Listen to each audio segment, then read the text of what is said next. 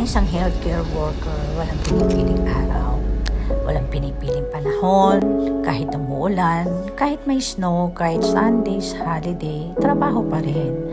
Habang ang iba nagpapahinga, ako eto, nasa biyahe, papunta sa duty.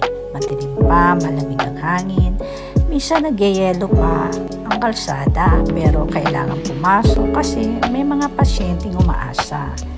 Hindi madali, kulang sa tulog, laging pagod, pero sa bawat ngiti ng pasyente, nawawala lahat ng bigat. Minsan naiisip ko habang nagdadrive, habang ang iba nakahiga sa kama. Ako naman papunta sa ospital para mag-alaga. Ito ang buhay naming healthcare workers. Tahimik pero puno ng puso. Walang day off ang malasakit, walang holiday ang pag-aalaga.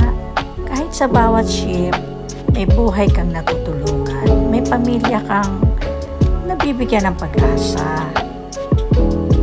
Kaya kahit anong panahon, ulan man, snow o init ng araw, tuloy lang. Kasi ang alaga, walang pinipiling araw. Na lang po ako sa parking. Thank you for watching.